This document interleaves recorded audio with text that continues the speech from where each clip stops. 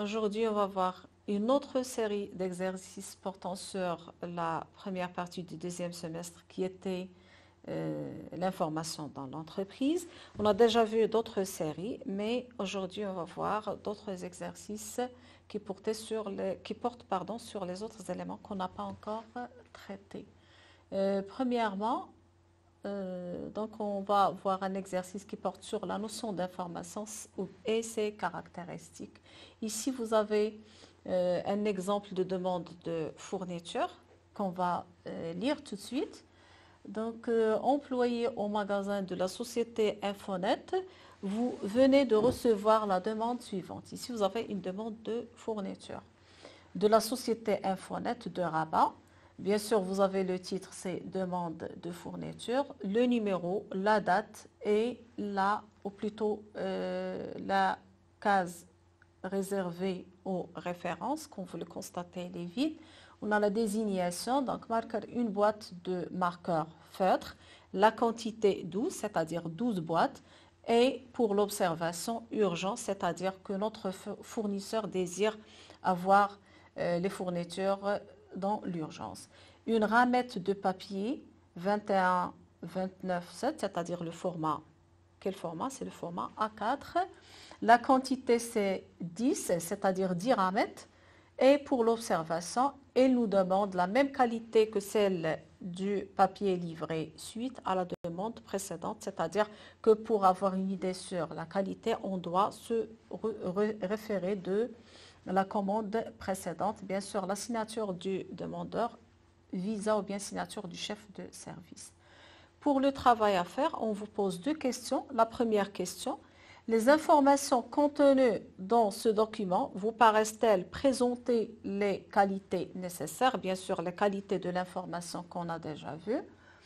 Et on vous demande d'établir la liste des informations qui manquent, si vous jugez qu'il y a des informations qui manquent, où serait-il possible de se les procurer, c'est-à-dire où est-ce qu'on peut avoir ces informations.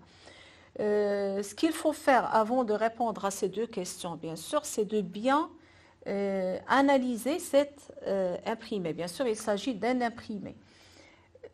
Quelles sont les informations qui vous paraissent nécessaires et qui ne figurent pas sur le document qui est la demande de fourniture? Donc ici, vous avez les références, on a la désignation, on a les quantités et on a les observations. Donc une petite analyse. En analysant, déjà, on constate qu'il n'y a pas de référence. Donc les références, ici, elles manquent. Pour les quantités, on vous demande 12 boîtes de marqueurs, mais on n'a pas précisé le nombre de marqueurs par boîte. Et l'urgence, normalement, quand on dit que c'est urgent, on doit préciser une date. Donc, il y a plusieurs anomalies sur cette imprimée. La même chose pour la ramette de papier, il manque les références. Pour même qualité que celle du papier livré suite à la demande précédente. Donc, pour nous, c'est une perte de temps. Pourquoi? Parce qu'on doit, pour avoir une idée sur la qualité, on doit chercher la commande précédente alors que tout simplement, il fallait préciser la qualité. Donc, on passe tout de suite, après cette petite analyse, à la correction. Pour les informations indisponibles, c'est-à-dire qu'on ne trouve pas, à partir de l'analyse, on a constaté qu'il n'y a pas de référence et il manque aussi les couleurs des marqueurs. Donc, on doit préciser les couleurs parce que sinon, si on ne précise pas, par erreur, on peut envoyer des marqueurs noirs alors que notre fournisseur, notre client, désire avoir des marqueurs rouges et ça serait une perte de temps. Pour les informations imprécises, comme déjà constaté, on a les quantités par boîte de marqueurs. L'urgence, il fallait préciser le délai. Et pour la qualité du papier, il fallait tout simplement préciser la qualité au lieu de demander que c'est la même qualité de la commande précédente. Donc, ce n'est pas la peine d'aller chercher la commande précédente. Il fallait tout simplement indiquer la qualité. Pour les informations, ou bien d'où est-ce qu'on peut se procurer ces informations? C'est des informations qui manquent, bien sûr, on doit les chercher ailleurs. Donc, on doit interroger le demandeur, on doit tout simplement appeler notre client, consulter la demande précédente et comme je l'ai déjà dit, si on désire consulter la demande précédente, ça serait une perte de temps. Donc, tout simplement, je peux téléphoner ou bien je peux appeler le demandeur ou bien le client pour les informations manquantes. On va voir un autre exercice qui porte toujours sur la notion de l'information et précisément sur les qualités de l'information. Donc ici, je vais lire le document. Le magasinier de direct vente, grossiste en articles et vaisselle fine, dispose des informations suivantes sur 3 lots de marchandises qu'il doit ranger en magasin. Le premier lot, il a plusieurs colis lourds de pièces de vaisselle variées en provenance de SAFI par l'ONCF. Deuxième lot, 5 colis comportant chacun 12 ménagères de couverts argentés, 1500 dirhams chacune. Le troisième lot, un colis de 30 vases en céramique, référence 3687 WS, venant des potiers Qaryat el-Founoun, suivant commande numéro 321. Le poids brut, c'est 47 kg, un nouveau fournisseur. Le magasinier doit ranger les différents articles reçus en fonction de leur conditionnement et de leur poids. Il doit aussi ouvrir une fiche de stock pour chaque article nouveau ou compléter les fiches existantes pour les articles déjà enregistrés. Sur cette fiche de stock figure entre autres la description de l'article, les quantités entrées ou sorties du stock ainsi que le niveau bien sûr du stock après chaque opération, bien après chaque enregistrement. Donc qu'est-ce qu'on vous demande de faire dans un tableau? Ici vous allez élaborer un tableau. Dans un tableau, relevez dans le texte pour chacun des lots ce que vous considérez comme information. Bien sûr, vous disposez de 3 lots et au niveau de chaque lot, bien sûr, on a des informations. Qu'est-ce que vous allez faire dans un premier temps? Vous allez établir un tableau qui va vous permettre de présenter ce que vous considérez comme information. Indiquez dans chaque cas si elle présente les qualités nécessaires ou non. Bien sûr, sinon, on doit avoir une justification. On vous demande pourquoi. Sur le même tableau, vous allez répondre à ces 2 questions. Donc, on va essayer de voir la correction. Bien sûr, le tableau, il doit contenir 3 colonnes. La colonne lot, information et les qualités. Les qualités, bien sûr, cette partie, elle porte sur la deuxième question et la première partie, elle porte sur la première question. Pour le premier lot, qu'est-ce qu'on considère comme information? Le mode de transport, c'est l'ONCF. Bien sûr, est-ce que c'est une information qui présente une bonne qualité? Oui. Pourquoi? Parce qu'elle est pertinente. Qu'est-ce qu'on veut dire par pertinente? On a déjà vu le terme. C'est une qualité de l'information qui veut dire qu'on est concerné par cette information, bien que cette information ne touche d'une manière directe. Ça, c'est en ce qui concerne le premier lot. Passons au deuxième lot. Pour le deuxième lot, on a le nombre de colis qui est 5. La nature, c'est quoi? C'est des articles ménagères pour gestion quantitative et mise en place. Et on a le prix. Pour la première partie, on considère comme information. Pourquoi? Parce que pour moi, ce sont des informations qui sont exactes, complètes et pertinentes en tant que magasinier, bien sûr. Par contre, le prix, pour moi, ce n'est pas une information qui est utile. Ça ne sert à rien pour moi en tant que magasinier. Donc, c'est une information qui n'est pas pertinente pour le magasinier. Le magasinier n'a rien à faire avec cette information, donc elle n'est pas utile pour lui ou bien elle n'est pas pertinente pour lui. Pour le troisième lot. Le troisième lot, pour les informations, donc la première question, on a le contenu, la quantité, la référence, l'expéditeur, le mode de transport et le poids. Et l'information qui est aussi utile, c'est nouveau fournisseur. Pour la qualité, bien sûr, elle est de bonne qualité pour un magasinier. Pourquoi? Parce qu'elle est pertinente, fiable, disponible, complète exacte pour la mise en place des colis et inscription sur fiche de stock. Donc, toutes ces informations, comme vous le constatez, qui figuraient sur le document qu'on a déjà vu, sont utiles et nécessaires pour le magasinier qui vont l'aider à faire son travail dans des meilleures conditions et bien sûr avec un grand gain de temps puisqu'il ne va pas se trouver dans l'obligation de chercher d'autres informations à part le prix parce que tout simplement un magasinier n'est pas concerné par le prix des articles ou bien des produits.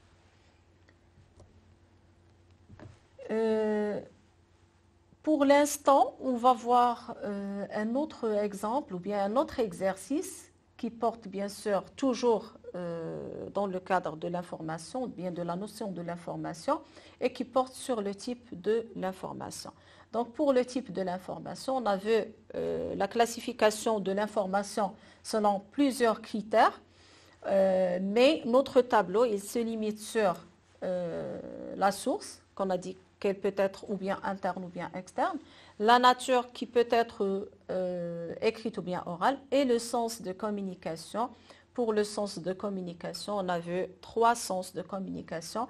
La communication peut être ou bien descendante, c'est-à-dire qu'elle provient d'un supérieur vers un subordonné. Par exemple, un président-directeur général qui transmet une information au directeur général, donc sur le plan hiérarchique, c'est une information qui est descendante, qui provient, comme on a déjà dit, d'un supérieur vers un subordonné.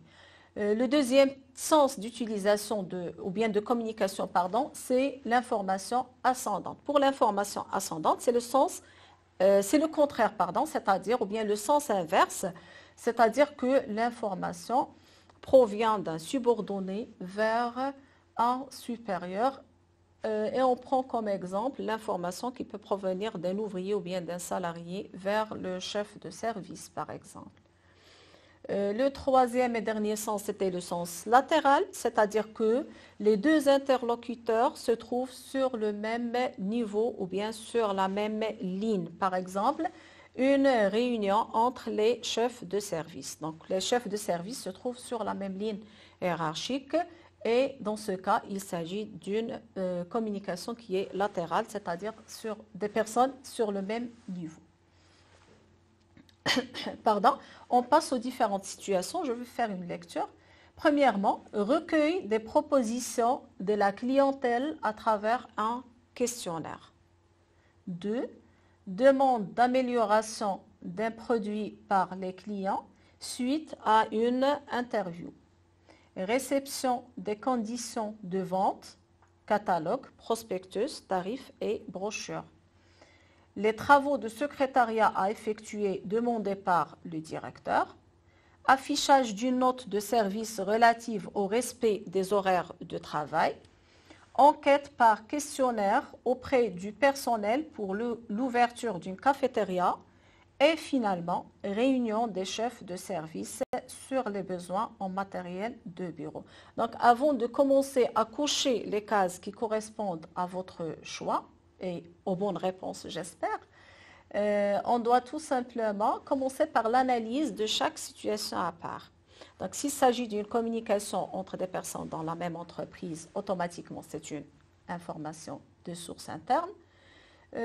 Écrite et orale, bien sûr, ça dépend si on transmet l'information verbalement ou bien on le fait par un document. Et pour le sens, bien sûr, on a déjà expliqué les différents sens. Donc, pour l'instant, on va passer à la correction qu'on va faire ensemble. Commençons par la première situation. Pour la première situation, recueil des propositions de la clientèle à travers un questionnaire. C'est une information externe. Pourquoi? Parce qu'on a le mot clientèle et quand on parle de clientèle, bien sûr, c'est un élément qui ne fait pas partie de l'entreprise, mais qui fait partie de ses partenaires. C'est une information, bien sûr, qui est écrite et qui est descendante. Pour la demande d'amélioration d'un produit par les clients suite à une interview, c'est une information externe, toujours parce que ça concerne nos clients. C'est une information orale, parce qu'il s'agit d'une interview, donc elle était faite ou bien réalisé oralement, et c'est une information qui est ascendante. Réception des conditions de vente sous forme de catalogue, prospectus, tarif, brochure, c'est une information qui est interne, écrite et descendante. Travaux de secrétariat à effectuer demandés par le directeur, interne, écrite et ascendante. Pour l'affichage d'une note de service relative au respect des horaires de travail, bien sûr, note de service est à l'intérieur de l'entreprise, elle est écrite et elle est descendante, elle provient toujours des supérieurs.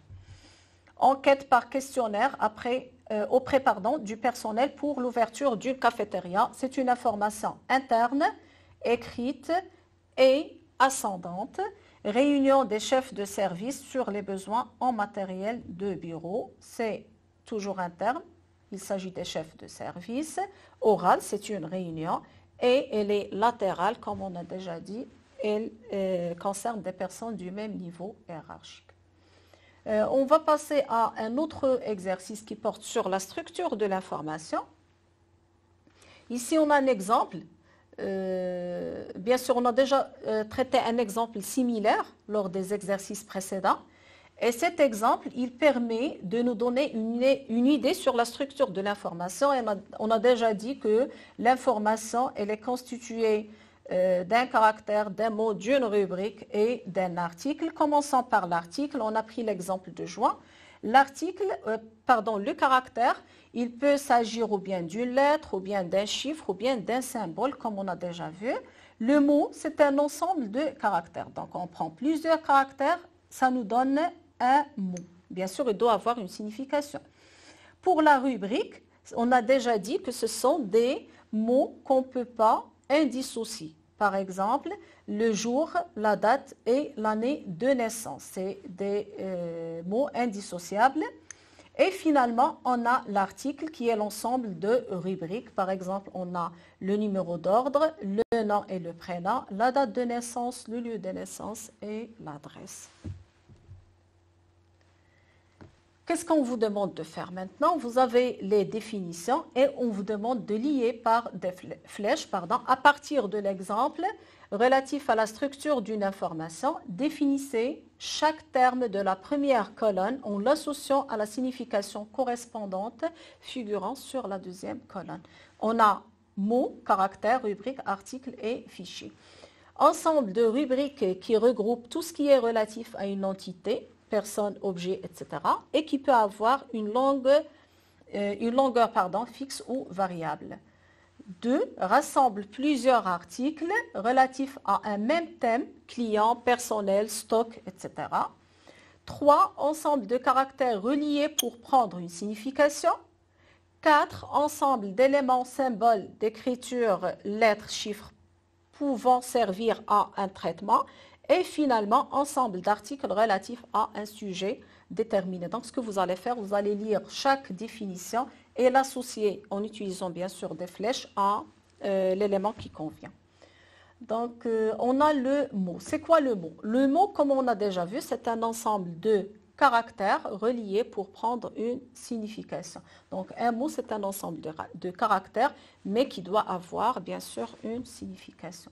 Le caractère, c'est quoi? Le caractère, c'est un ensemble d'éléments, comme on a déjà vu, ou de symboles d'écriture, lettres, chiffres, symboles, etc., qui peut servir à un traitement.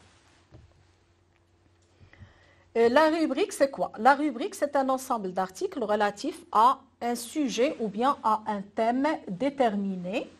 L'article, on a déjà dit que c'est un ensemble de rubriques qui regroupe tout ce qui est relatif à une entité. Et finalement, le fichier, il rassemble plusieurs articles relatifs à un même thème. Par exemple, le début de l'année, un enseignant peut vous demander d'établir des fiches. Donc, chaque élève, ou bien chacun d'entre vous, il doit présenter une fiche. Quand je regroupe l'ensemble des fiches, ça constitue un fichier. Donc, un fichier, c'est un ensemble de fiches. Pour l'exercice suivant, il va porter sur la codification, mais cette fois-ci, on ne parle pas de la codification technologique, on va utiliser la codification fonctionnelle, c'est-à-dire qui est bien sûr une opération intellectuelle et qui est faite ou bien réalisée par l'être humain. Donc, pour permettre aux vendeurs de vêtements de contrôler les articles, ils établissent un code pour chaque article composé de 7 caractères. Les 7 caractères sont, premier caractère, la nature du vêtement. S'il s'agit d'une chemise, on va mettre le C. Une robe, le R, pantalon P, etc. Deuxième caractère, ou bien deuxième élément, c'est la catégorie du client, homme, femme ou enfant. S'il s'agit d'un homme, on attribue le chiffre 1, d'une femme le chiffre 2 et d'un enfant le chiffre 3. Pour la taille ou la dimension, la taille de chaque article, bien sûr, ici, on a entre la taille 34 et 42 et plus, mais comme vous le constatez, on a 3 cases. Dans ce cas, vous allez mettre les deux chiffres ici et vous allez les précéder d'un 0. Pour la couleur, s'il s'agit d'une couleur unie, on met le chiffre 1. Bicolore, c'est-à-dire 2 couleurs, on met 2. Et multicolore, c'est-à-dire plusieurs couleurs, on va mettre le 3. Pour le blanc, on attribue la lettre B. Pour le bleu, la lettre L. Le jaune, la lettre J. Le rouge, R, etc. Ici, je vous donne un tableau à compléter avec un exemple qui est déjà fait. En procédant à la codification des articles, on obtient ce qui suit. Pardon. Les désignations des articles. Pour le premier, on a un pantalon. On a dit que quand il s'agit d'un pantalon, on met la lettre P. Pour homme, c'est la catégorie homme, on attribue le numéro, bien le chiffre 1. La taille 46, on attribue 46 précédé d'un 0. Et la couleur, elle est bleue, donc on met le L. Oui, c'est bon, donc je pense que c'est ça. Pour le pantalon blanc pour homme, taille 46, le code qui correspond à cette information, c'est le P1046A et L. On va compléter les autres éléments. Pour le deuxième exemple, on a robe imprimée, dominante rouge, taille 40. Pour robe, bien sûr, on va attribuer la lettre R. Imprimé, donc c'est multicolore, pardon, couleur dominante rouge, c'est le R, et femme, c'est 2, bien sûr, une robe, elle est destinée à une femme, et finalement, on a la taille, c'est 40, précédée toujours d'un 0. Troisième exemple, chemise marine rayée, blanc, taille 42 pour dame. Chemise, on a la lettre C. Pour dame, bien sûr, c'est femme 2. Pour la dimension, bien la taille, c'est 42, toujours précédé d'un 0. Et pour la couleur, on a blanc, c'est la lettre P. Ainsi de suite. Donc, pour l'exemple 4, robe pour petite fille, c'est-à-dire enfant, imprimée, dominante vert. Donc, pour la robe, c'est toujours R. Pour la catégorie C3, c'est enfant. La taille, ici, on a 10, donc toujours la taille précédée du chiffre 0. Et le vert, bien sûr, on va attribuer la lettre V. Dernier exemple, on a jupe marron, taille 38. Jupe, c'est, la lettre J. Une jupe, bien sûr, c'est destiné aux femmes, on met le F. La taille, c'est 38, toujours précédé d'un 0. Et on a le marron, bien sûr, c'est la couleur M. Et la couleur marron, c'est uni.